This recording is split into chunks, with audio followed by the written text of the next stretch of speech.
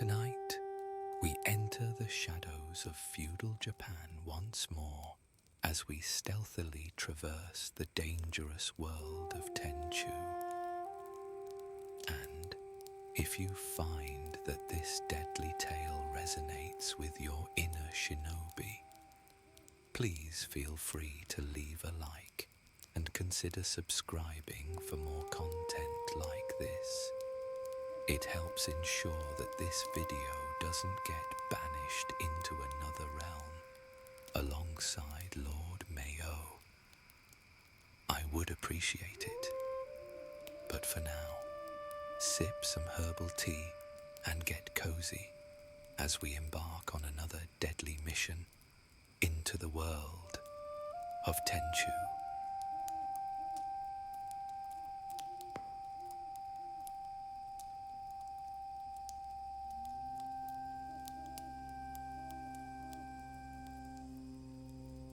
The fog rolled in from the sea like a living thing, threading through the narrow streets of Shimizu port with deliberate purpose.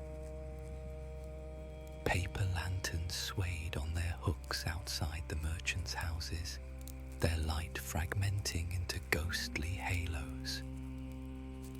The smell of salt and fish mixed with incense smoke from the temple district, creating an atmosphere that was neither wholly clean nor entirely corrupt, merely transitional, like the port itself.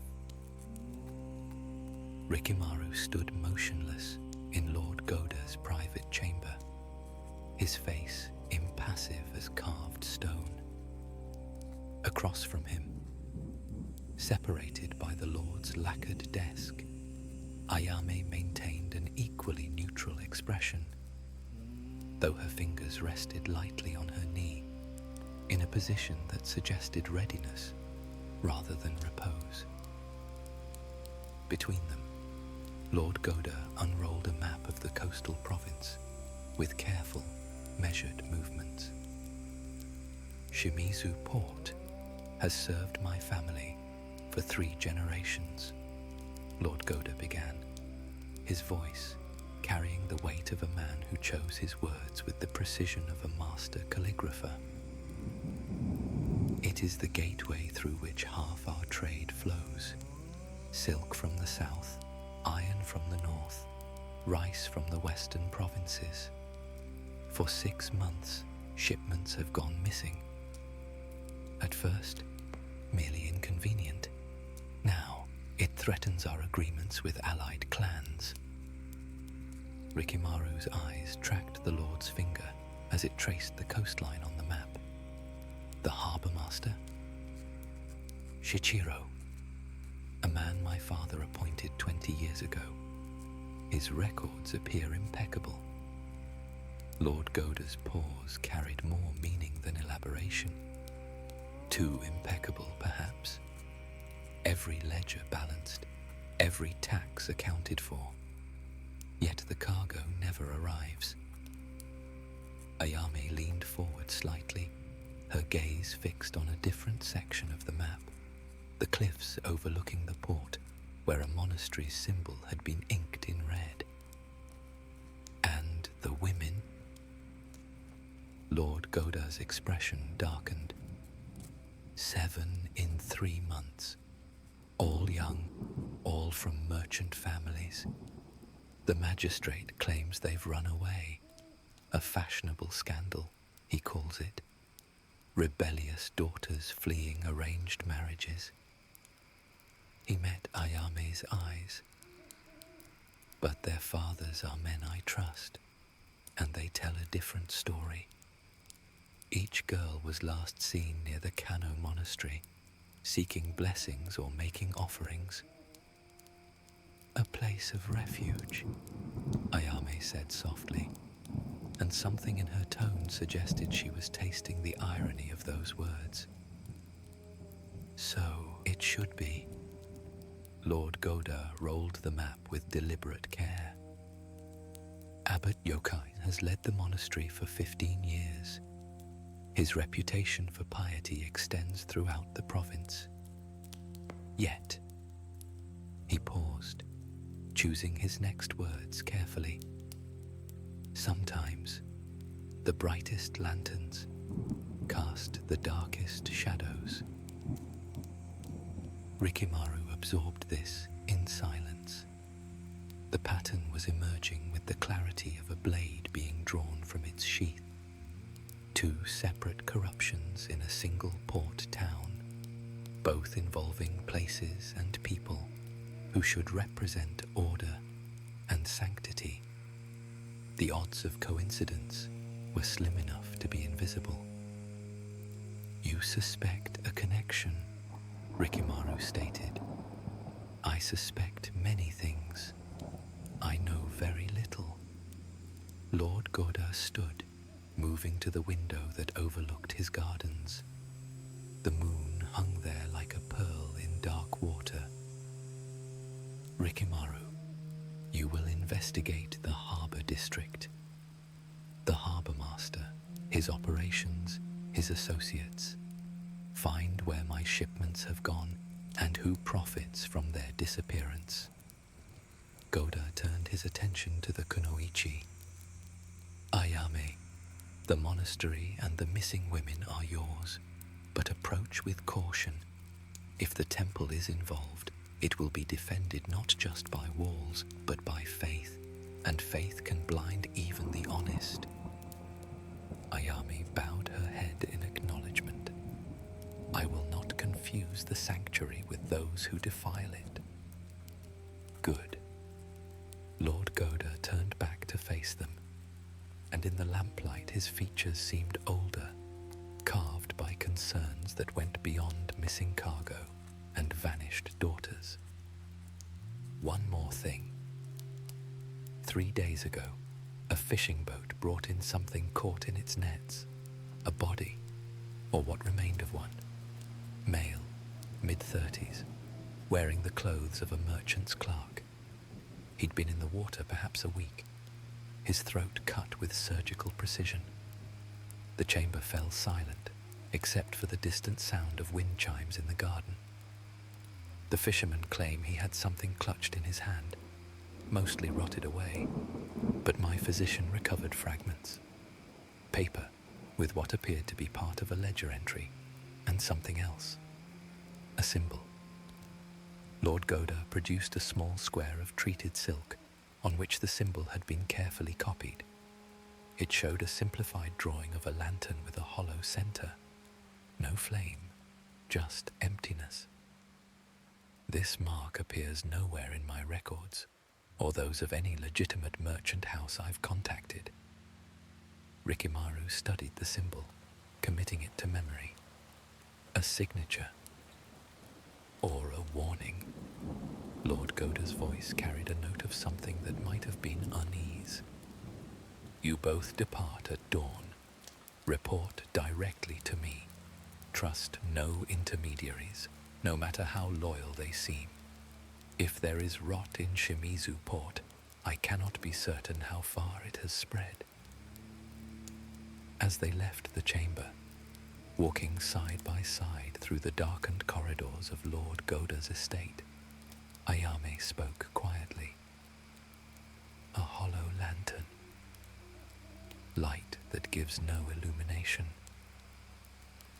A mockery of guidance," Rikimaru agreed.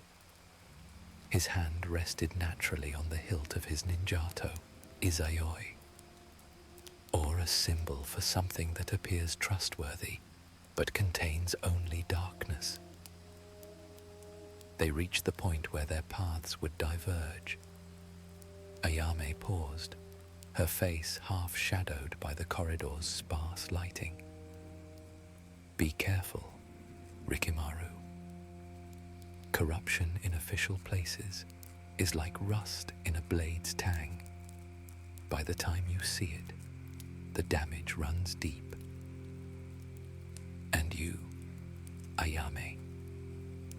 He met her eyes, and for a moment, something passed between them that was older than words.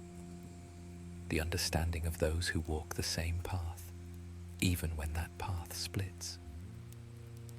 Sometimes the greatest danger comes from those we're taught not to suspect. She nodded once, then disappeared into the darkness with the silent grace that was her signature. Rikimaru stood alone in the corridor for a breath longer, listening to the wind chimes and thinking about hollow lanterns, false sanctuaries, and bodies in the sea.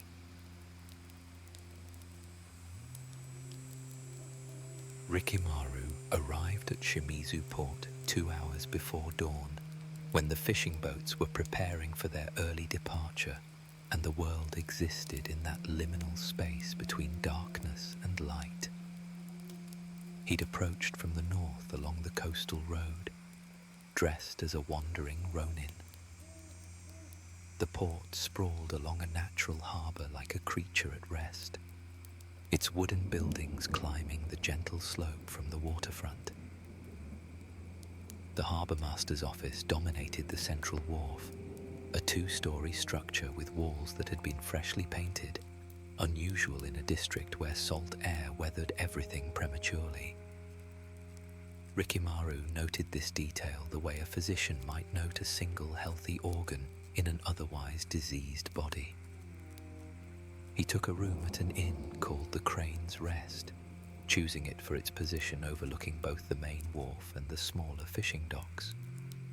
The proprietor, an elderly woman with hands gnarled by decades of work, took his coin without curiosity, another advantage of a port town.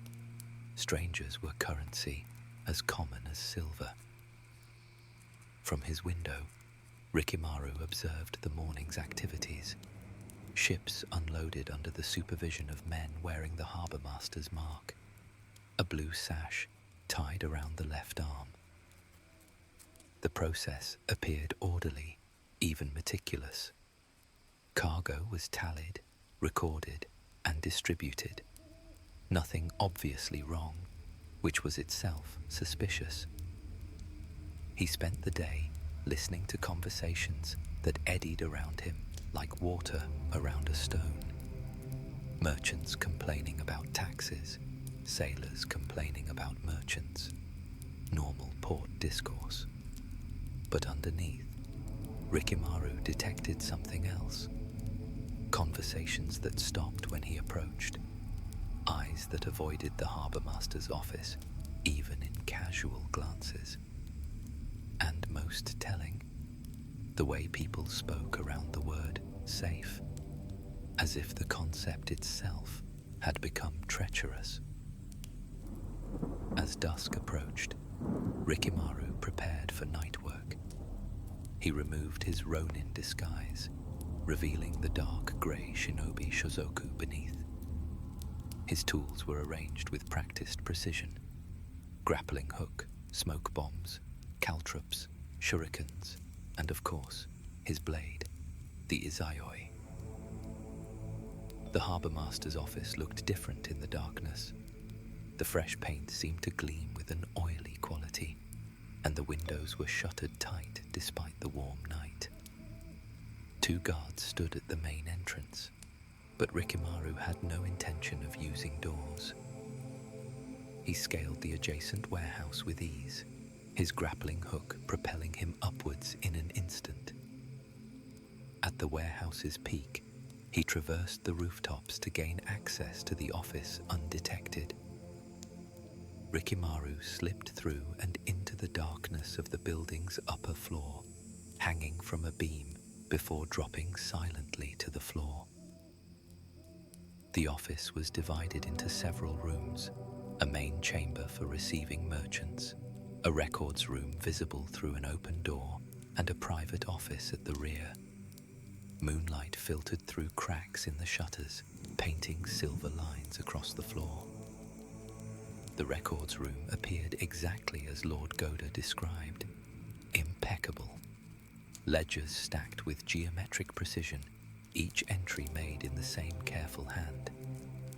He scanned several at random, his trained memory cataloguing the information. Ships, cargo, dates, taxes paid. Everything balanced, everything perfect. too perfect. He found the discrepancy in the third ledger he examined, not in what was present, but in what was absent. A ship called the Komori appeared in the arrival records, documented as carrying a full load of silk from the southern provinces. But there was no corresponding distribution record. The silk had arrived, been tallied, and then simply vanished from the paperwork. Rikimaru checked the other ledgers. 5 more ships, all with the same pattern. Cargo arrived. Cargo disappeared from documentation. The private office door was locked, but Rikimaru's picks were delicate instruments, and locks were merely metal puzzles. Inside, the room was sparse. A desk, a chest, a small shrine to Benzaiten, goddess of water and fortune. The irony wasn't lost on him. The desk revealed little. More ledgers, these ones matching the public records exactly. A seal and sealing wax. Writing supplies. But when Rikimaru examined the desk itself, running his fingers along the joints and seams, he found it. A hidden compartment, clever in its simplicity. Inside lay a second ledger, much smaller.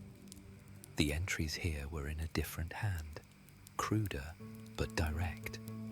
Ships, dates, cargo types, but the destinations were unlike any legitimate merchants.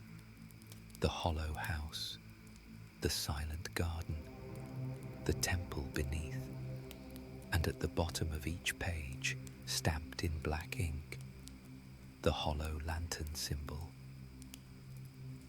A floorboard creaked outside the office. Rikimaru moved instantly, the ledger tucked into his guy as he rolled behind the desk. The door opened slowly, revealing a silhouette carrying a lamp. The figure entered, and in the lamplight, Rikimaru saw a man in his 50s, well-fed and dressed in fine silk. Shichiro, the harbour master, checking his domain in the deep night. The harbour master moved to his desk, and for a moment, Rikimaru thought he'd been discovered. But Shichiro merely placed the lamp down and opened a different drawer, removing a bottle of expensive sake and a cup. He poured, drank, then stood staring at the shrine to Benzaiten with an expression that might have been remorse or simply exhaustion. "I didn't want this," Shichiro said quietly, to the goddess or himself or the empty room. 20 years of honest service. 20 years. But when they came with their threats, their promises. He drank again, and his hand shook slightly. Better the harbour's reputation remain intact. Better some cargo go missing than everyone discovering what cargo truly moves through these docks. He finished the cup, set it down, and left the office with the lamp, leaving Rikimaru in renewed darkness. The revelation hung in the air like smoke. Shichiro wasn't the architect. He was a tool, pressured or bought into compliance. Rikimaru waited 10 minutes after the harbour master's departure, then made his exit through the same roof access. But as he prepared to leave the warehouse rooftop, movement in the street below caught his attention.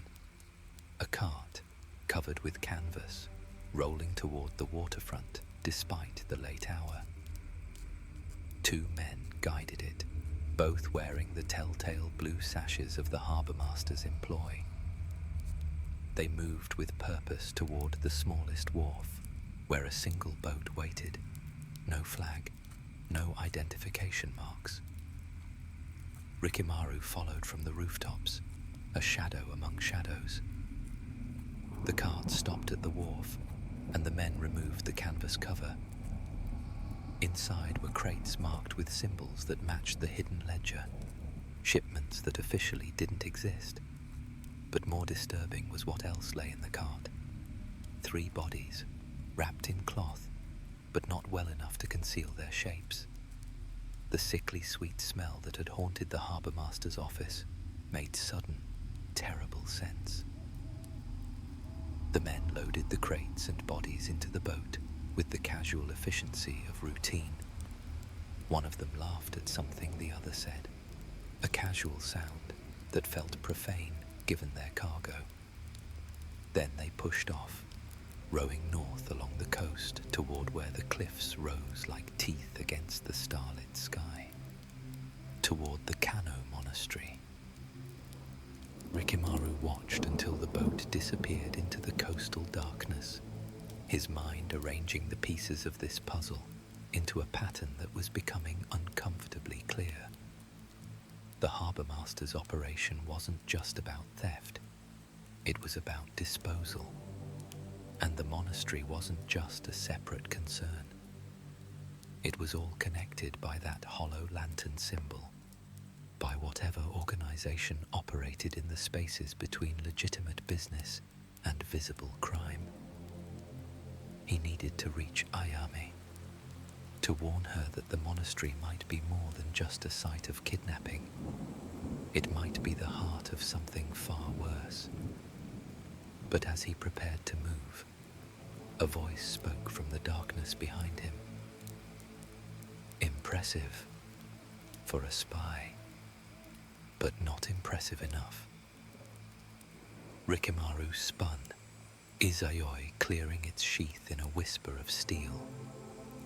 3 men stood on the rooftop, each dressed in dark clothes and armed with weapons that gleamed dully in the starlight.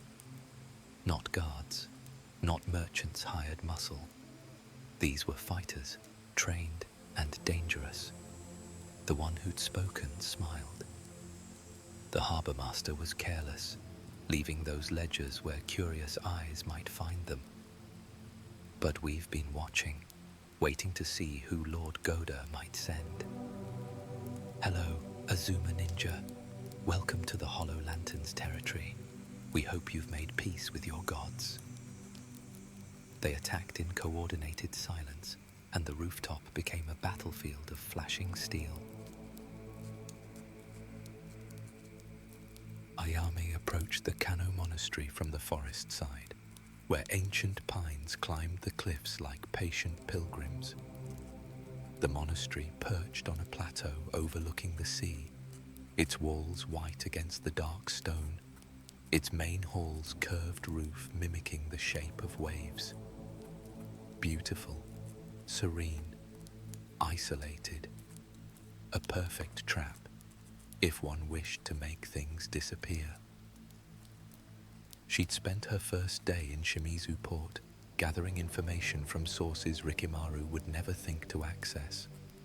The women who worked the bathhouses, the servants who moved through merchant households like water through stone, the elderly shrine maiden who tended the small Inari shrine at the port's edge. Women talked to women in ways they never talked to men, and Ayame had cultivated an appearance of harmless femininity that made confidences flow like sake at a festival. The pattern she'd uncovered was consistent and chilling. Each missing woman had gone to the monastery seeking something: blessings for a marriage, prayers for a sick parent, consultation with the monks about spiritual matters. Each had been accompanied part of the way by friends or family, but had insisted on approaching the monastery gates alone, seeking privacy for their devotions. None had returned. The local magistrate, when Ayame had approached him disguised as a concerned merchant's sister, had been dismissive to the point of hostility. "Girls are foolish creatures," he'd said, not even looking up from his paperwork. "They develop romantic notions, run off with unsuitable men. The monastery is blameless. Abbot yokai, is a man of impeccable virtue. The words had the hollow ring of script, rehearsed and repeated. Now, as twilight painted the sky in shades of blood and ash, Ayame studied the monastery from her concealed position in the tree line. The walls were 10 feet high, topped with tiles that would ring like bells if disturbed. 2 gates, main and service, both currently closed. Guards visible at both entrances, unusual for a religious institution. She waited until full darkness, then made her approach. Not toward the gates, but toward the cliff face at the monastery's eastern edge. The monks would expect visitors at the gates, expect thieves to scale the walls, but they likely wouldn't expect someone to climb up from the ocean itself. Ayame descended the cliff face with the care of a spider on its web, her fingers finding holds in the rock that seemed barely sufficient, but bore her weight perfectly. Waves crashed against the stone 60 feet below, their sound covering any small noises she might make. At the halfway point, she paused to catch her breath and study the monastery's eastern wall from this new angle. There, a drainage culvert emerging from the monastery grounds, probably carrying wastewater and rain runoff. It was barred with iron, but the bars showed rust from constant salt spray. Ayame resumed her descent, angling toward the culvert. The bars required 5 minutes of patient work with the small file she carried, weakening the corroded metal until it could be bent away. The gap was barely adequate, but she was able to pass through. The culvert reeked of stagnant water and waste, but Ayame had known worse. She emerged in a small courtyard garden, surrounded by walls on 3 sides and open to the night sky above.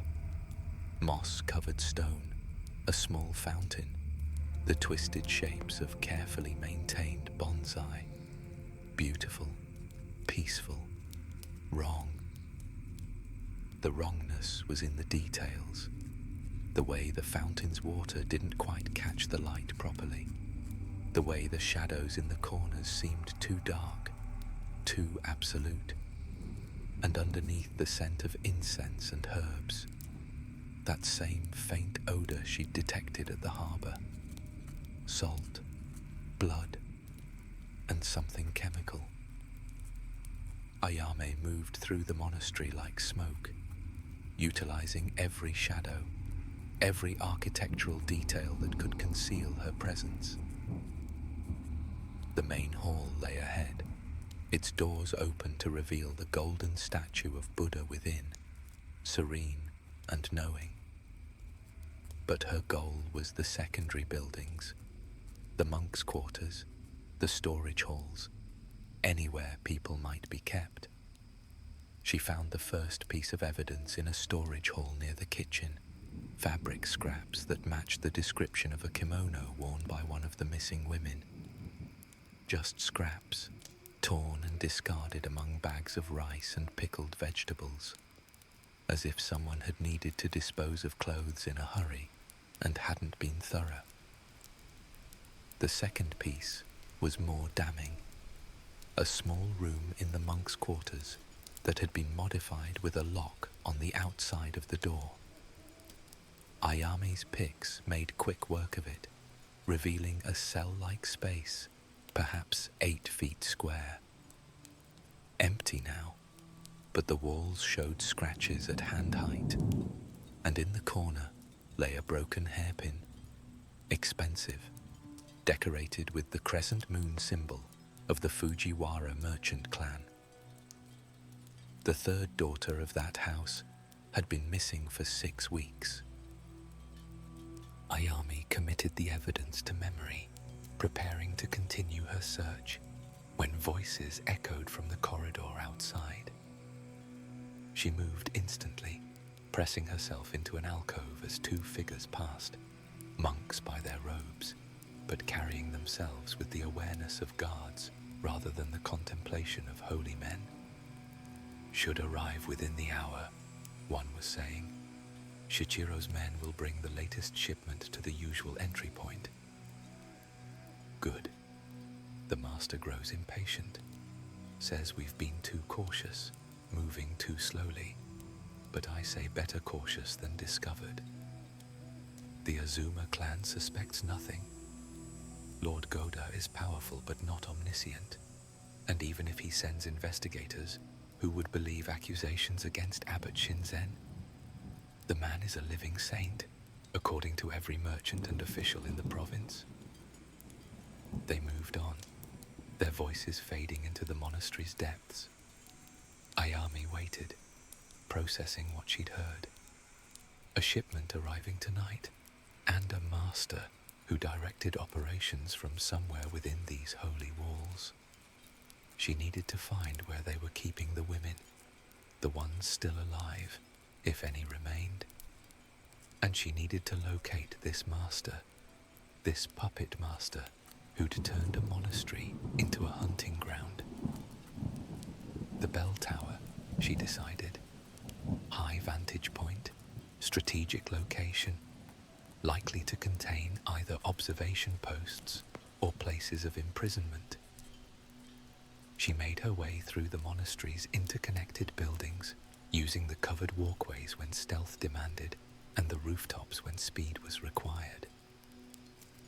The tower rose 4 stories, its walls stone rather than wood. Climbing it would be challenging, but Ayami's grappling hook was light and true.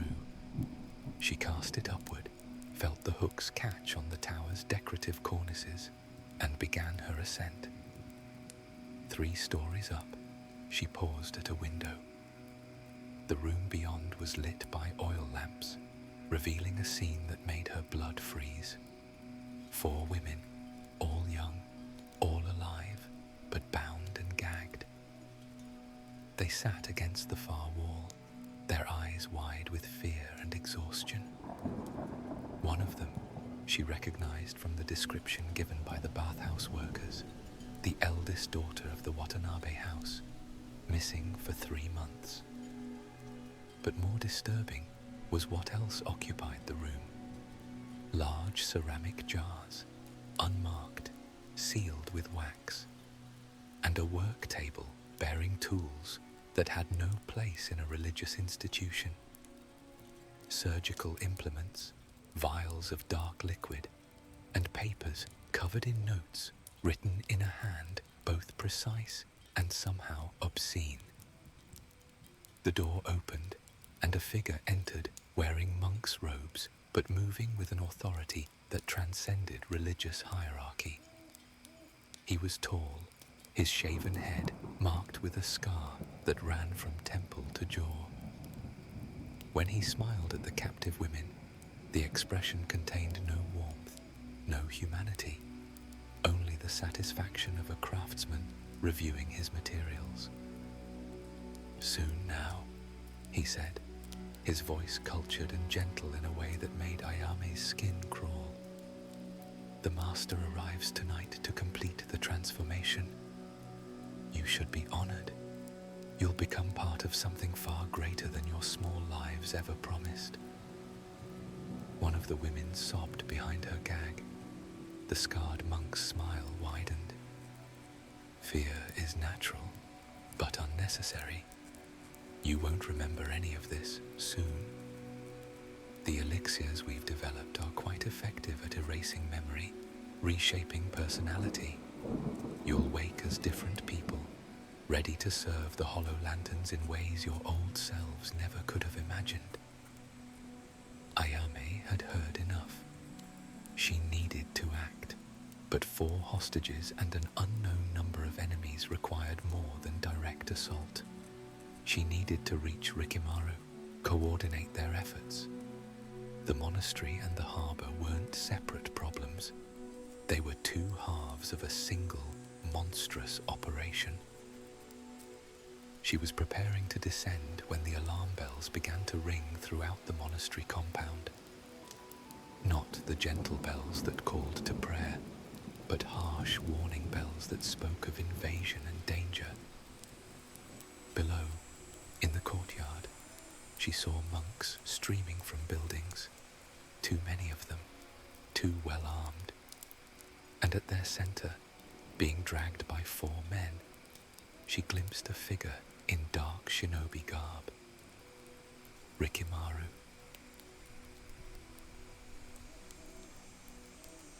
The monk they called Yokai stood in the monastery's main hall, flanked by perhaps 20 of his followers, only half of them actual monks, the rest clearly mercenaries dressed in borrowed robes.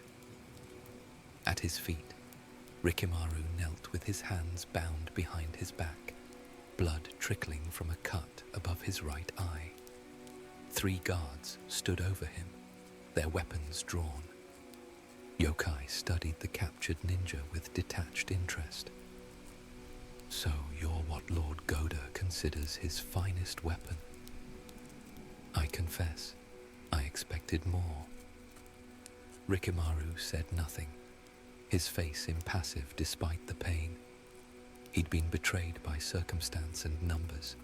The rooftop fight at the harbour had been a delaying tactic, giving time for reinforcements to arrive.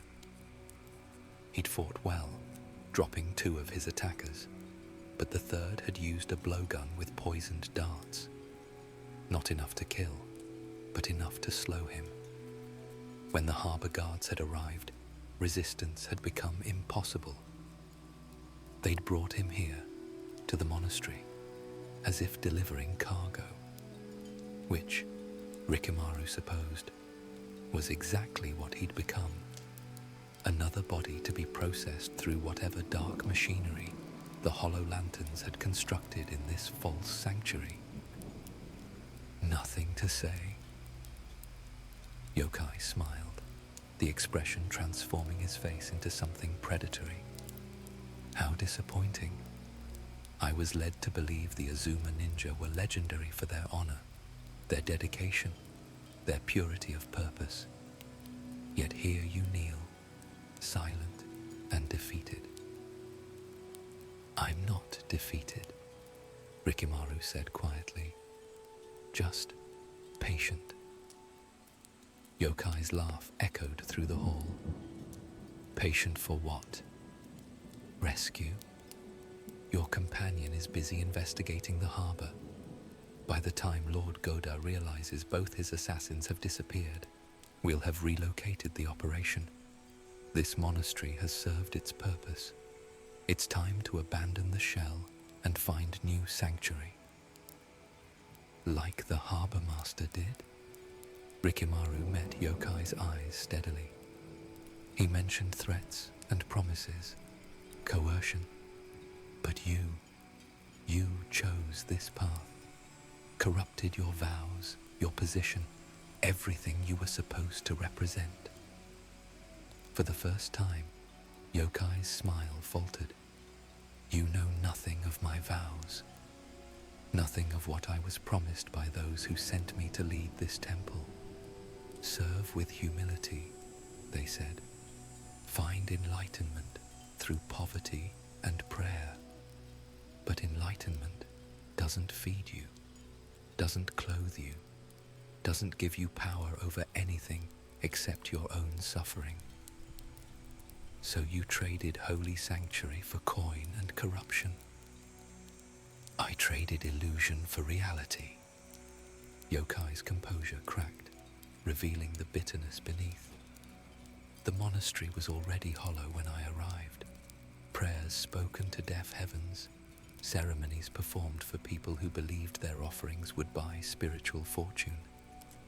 I simply recognized the truth, that places like this are theaters, and the only question is what performance you stage. And the women you've taken? Rikimaru's voice remained calm, but something cold had entered it. What role do they play in your theater? Necessary components. Yokai's control returned, his voice becoming clinical. The hollow lanterns require individuals who can move through society without suspicion, servants, companions, even wives. But finding loyalty is difficult, so we create it. My research has progressed significantly. Within weeks, we can transform a strong-willed daughter of a merchant house into a perfectly compliant agent. The elixirs erase resistance. The conditioning rebuilds identity. It's quite elegant, really. Rikimaru absorbed this, his mind working through implications even as his body worked silently against his bonds. The rope was well tied, but the guards had made one mistake. They'd bound him with his hands behind his back and then forced him to kneel, which changed the angle of his shoulders and created slight slack in the loops. Not much, but possibly enough. "You won't escape," Yokai said, watching Rikimaru's minute movements with the attention of someone who'd observed many captives in similar positions. "Those knots were tied by men who've restrained far more dangerous prisoners than you. But please, continue trying. It amuses me to watch the legendary Azuma struggle like a common criminal." "Where's the master?" Rikimaru asked, changing tactics. "This operation is too sophisticated for you alone. Someone directs the hollow lanterns, coordinates between harbor and monastery.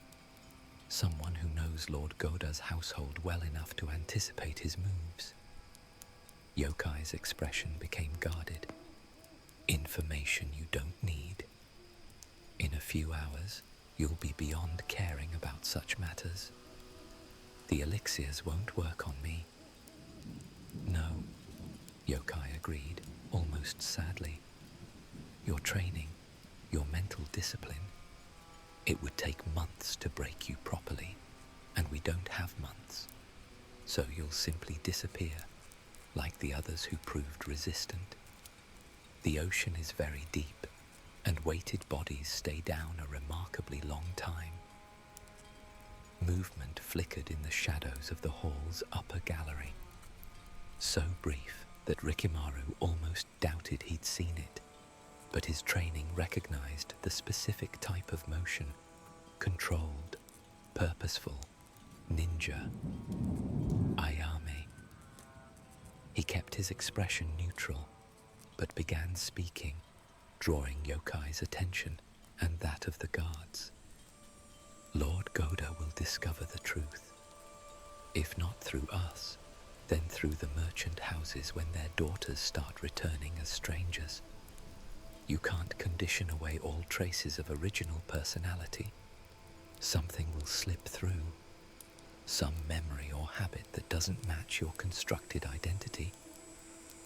"An excellent observation," Yokai said, "which is why we place our agents in households far from their origins.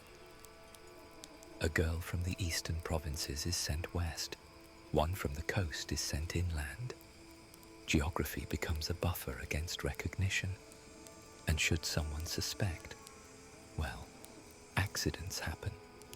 Falls from balconies, mysterious illnesses. The hollow lanterns have resources throughout Lord Goda's territory." More movement in the shadows, closer now. Ayame was positioning herself, choosing angles of attack. Rikimaru needed to create an opening, a moment of distraction sufficient for her to strike. "Resources," Rikimaru said, letting skepticism enter his voice. "Fancy words for a handful of corrupted monks and hired thugs. You're not an organization. You're criminals playing at conspiracy." Yokai's face darkened. "We are the future of this province.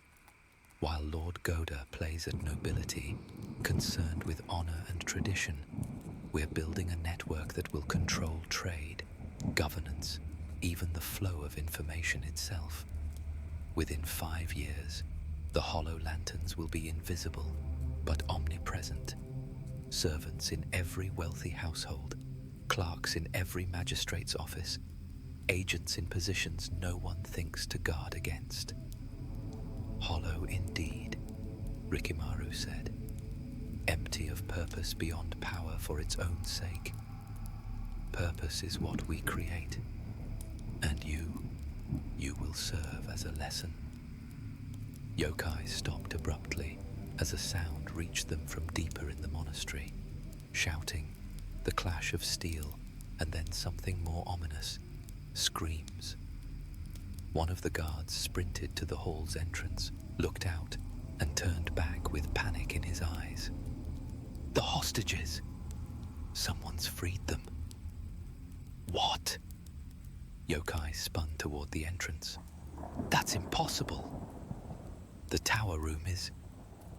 He never finished the sentence. 3 shuriken flew from the gallery shadows, striking 2 guards in the throat and the third in the eye.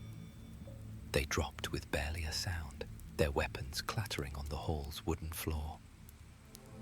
Ayame descended from the gallery, landing between Rikimaru and Yokai with her dual blades already drawn. In the lamplight, her face was serene as carved jade, but her eyes promised death. Hello, Abbot, she said, the title twisted into mockery. Let's discuss your disfellowship. Yokai stumbled backward, then recovered his composure with visible effort. Kill them both, he shouted to his remaining followers. 1,000 silver pieces to whoever brings me their heads. The hall erupted into chaos. Monks and mercenaries surged forward from all sides, weapons drawn, swords, spears, even improvised clubs torn from wall hangings. Ayame moved like water, her knives finding throats and hearts with surgical precision. She carved a path toward Rikimaru, dropping 3 attackers in as many seconds. She reached him, cut his bonds with a single slash, and pressed a smoke bomb into his hand. The women are free and escaping through the drainage culvert. But there are at least 40 enemies in the compound. Then we reduce that number. Rikimaru rolled forward, scooping up a fallen guard's sword. Not Izayoi. They'd taken his blade, but functional. He parried a descending strike and riposted, his blade finding the gap between the attacker's ribs. They fought back to back, a partnership forged through years of training together under Master Shiunsai. Rikimaru's style was direct and powerful, each strike delivered with finality. Ayame's was fluid and deceptive, her movements creating openings that seemed impossible. Together, they were devastating. But Yokai had vanished during the initial chaos, retreating deeper into the monastery. And still, enemies poured in from side corridors and adjoining rooms, more than should have been present in a simple monastery, suggesting this was a major stronghold of the Hollow Lanterns. The bell tower, Ayame said between strikes. Yokai will go there. It's defensible and has an escape route to the cliffs. I saw rope coils near the top. Then we follow. Rikimaru disarmed an opponent with a twist of his borrowed blade, then struck the man unconscious with the pommel. But first, he launched the smoke bomb into the center of the attacking mass. Grey smoke billowed outward, filling the hall with choking clouds. In the confusion, Rikimaru and Ayame sprinted for the side exit, moving low beneath the smoke layer where visibility remained marginal but functional.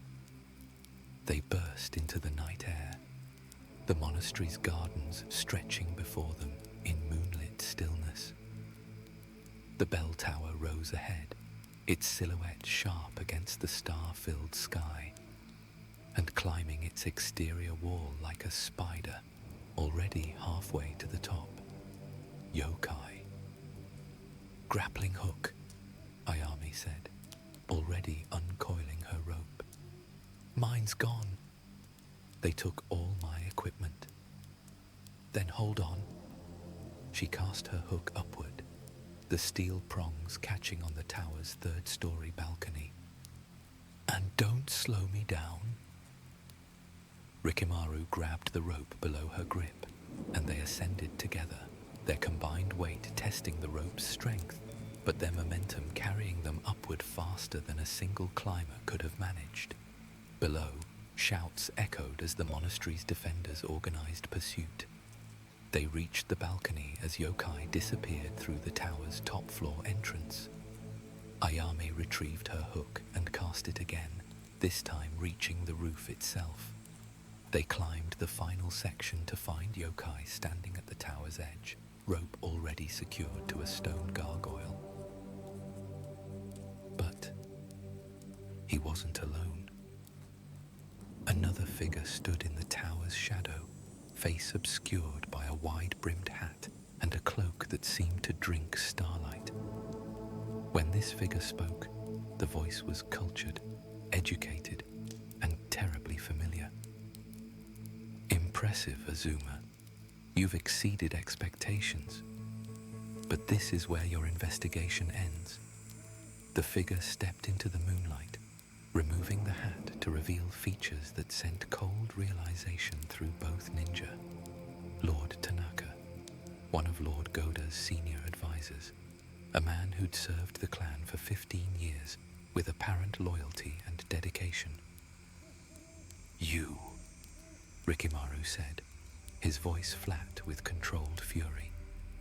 Me, Lord Tanaka agreed, smiling.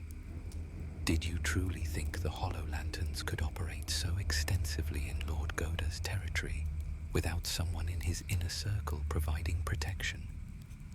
I know his plans before he makes them, his suspicions before he voices them. When he sent you to investigate Shimizu Port, I knew within hours. Everything you've discovered, I allowed you to discover. Why? Ayami's voice was quiet, but her knives were steady in her hands. Why does anyone do anything? Power, wealth, the certainty that this old order of lords and oaths is dying, replaced by a new order of commerce and control. The hollow lanterns aren't destroying Lord Goda's territory. We're simply taking ownership of its real value. And soon, we'll own not just territories, but the very mechanisms of governance itself. You'll never reach Lord Goda's estate alive, Rikimaru said. We'll send word. With what proof? Lord Tanaka spread his hands. The word of two ninja against a respected advisor? Even if Lord Goda believes you, which he might, he can't move against me without evidence. And all evidence you might have gathered was in the harbour master's office, which has burned quite thoroughly in the last hour. An unfortunate accident, very tragic. He produced a small vial of dark liquid from his cloak. This is what Yokai's research produced after 3 years of refinement. A single drop, and memory becomes malleable. 3 drops, and identity itself can be rewritten. I could offer you a choice. Join the Hollow Lanterns, or die. But we both know what you'd choose. So we die, Ayami said. Lord Tanaka's expression hardened. Yokai, kill them. I'll retrieve Izayoi from storage. A legendary blade deserves a worthy new owner. He turned toward the tower's interior entrance, but Rikimaru was already moving. The borrowed sword left his hand, spinning through the air like a thrown dagger. Lord Tanaka dodged, fast for a courtier, but the blade caught him across the ribs. A shallow cut, but enough to draw blood and destroy his illusion of control. You'll die for that, Lord Tanaka hissed. Yes, Rikimaru agreed, but not before you do. Yokai attacked then, his monk's robes falling away to reveal the armored form beneath. He wielded a nodachi, an extra-long sword, with practiced skill, the blade humming through the air in strikes that would have bisected a normal opponent. But Ayame was already inside his guard, her knives seeking the gaps in his armor. Lord Tanaka drew his own sword and engaged Rikimaru. The advisor was skilled, trained in the formal schools of swordsmanship that emphasized honor and form. But Rikimaru had been trained to kill, not to impress, and his empty-handed techniques, nerve strikes, joint locks, throws, made a mockery of Lord Tanaka's elegant blade work. The tower roof became a whirling dance of violence. Ayame and Yokai moved like opposing elements, her fluid precision against his powerful strikes. Rikimaru and Lord Tanaka circled, the advisor's confidence eroding with each exchange as he realized his opponent was simply faster, stronger, and vastly more experienced. Below, the monastery burned. Someone, perhaps one of Ayame's freed hostages, perhaps a fallen lamp, had started a fire that was spreading through the wooden structures. Smoke rose into the night sky, a signal that would be visible from the port, perhaps even from the next province. "It's over," Rikimaru said to Lord Tanaka. "Even if you kill us, the fire will bring investigators. Your sanctuary is compromised." "There are other sanctuaries." Lord Tanaka lunged, his sword aimed at Rikimaru's heart. But he sidestepped with minimal motion, caught the blade in a cloth he'd torn from his own guy, and twisted. The sword flew from Lord Tanaka's grip, spinning off the tower roof into the darkness below. "Now," Rikimaru said, his hands closing on Lord Tanaka's throat. "You'll tell me everything. Every Hollow Lantern agent, every contact, every piece of your network, or you'll fall a very long way." Lord Tanaka clawed at Rikimaru's hands, then went still as understanding replaced panic in his eyes. "You're not going to kill me." "No," Rikimaru agreed. "I'm going to deliver you to Lord Goda for questioning. Your honor, your reputation, your position, all of it gone. You'll spend whatever remains of your life in a cell, forgotten and powerless. That's worse than death." "Yes," Rikimaru said. "I know." Meanwhile, Ayame had driven Yokai to the tower's edge. The fallen monk bled from a dozen shallow cuts, his armor pierced in multiple locations. His nodachi hung heavy in tired hands, and his breathing came in ragged gasps. "This isn't over," he panted. "The Hollow Lanterns span 5 provinces. You've cut off one finger, but the hand remains." "Then we'll find the hand," Ayame said, "and cut it off at the wrist." Yokai looked at her, then at the burning monastery below, then at Lord Tanaka in Rikimaru's grip. Something shifted in his expression. Defeat, acceptance perhaps, or merely exhaustion. "The documents," he said quietly. "In my chambers. Names, locations, protocols, if you're truly dedicated to destroying us." He smiled, and the expression was almost peaceful. "Maybe you deserve the chance." Then Yokai stepped backward off the tower, his body falling like a stone into the darkness. Ayame lunged forward, but he was already gone, his form swallowed by the cliff's shadows and the churning waves below. She stood at the tower's edge for a long moment, then turned back to Rikimaru. We need to secure Lord Tanaka and search for those documents before this entire structure collapses. They bound the advisor with Ayami's rope, then descended into the burning tower.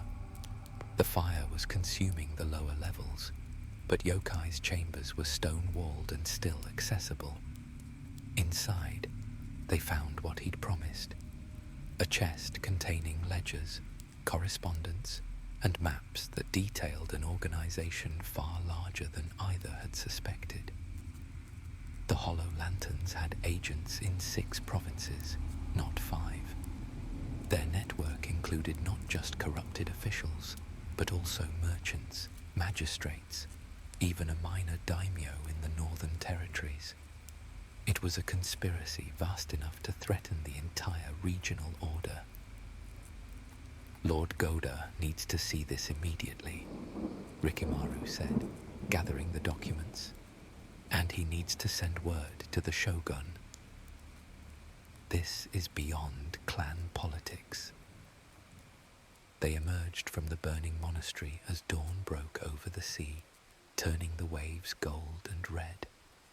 The freed hostages had already fled down the coastal path, guided by instructions Ayame had given them. Lord Tanaka, bound and defeated, stumbled between his captors with the dull eyes of a man whose world had irrevocably ended. At the base of the cliff, they found horses, the monastery's stable, now abandoned. They rode toward Goda's estate with the dawn at their backs and hope in their eyes.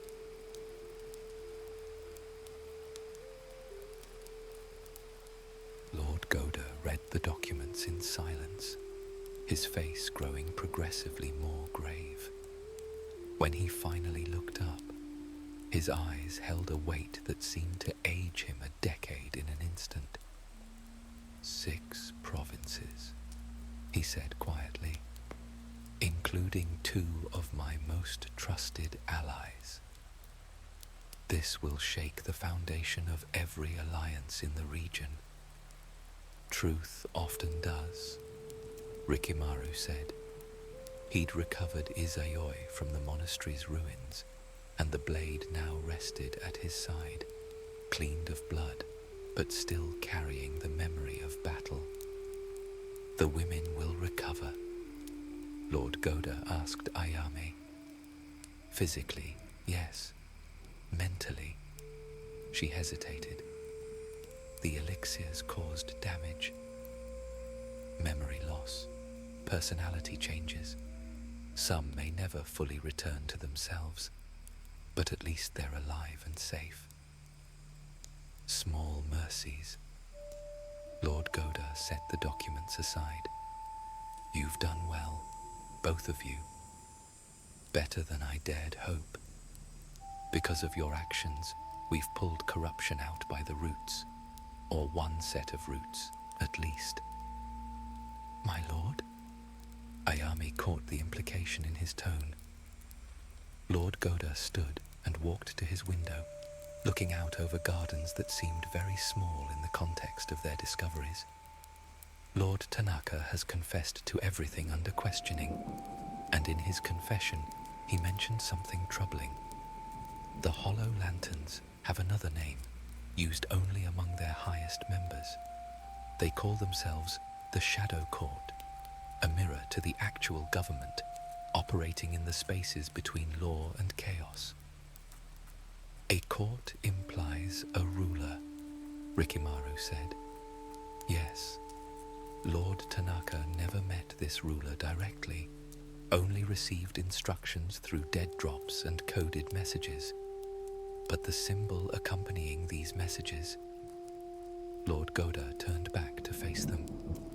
It wasn't just a hollow lantern. It was a hollow lantern suspended above a throne. The implications settled over the room like fresh snow, beautiful and cold. Someone within the actual court, Ayame said. Someone high enough to coordinate across multiple provinces. That's my fear. And if I'm right, then what you've discovered isn't a conspiracy, It's just the visible edge of something far larger and more dangerous. Lord Goda met their eyes, and in his gaze was the certainty of a man who'd glimpsed the abyss.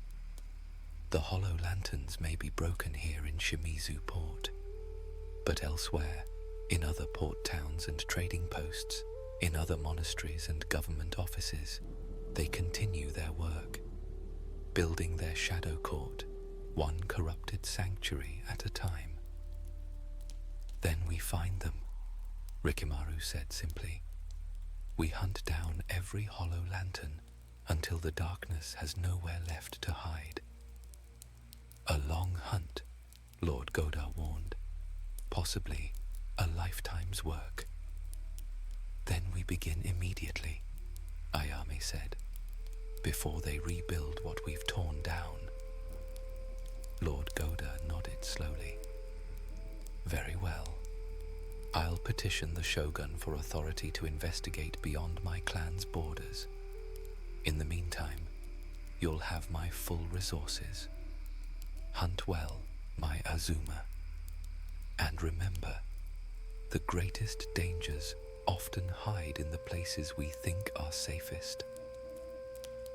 As they left Lord Goda's chambers, walking through corridors now touched by dawn's light, Rikimaru spoke quietly.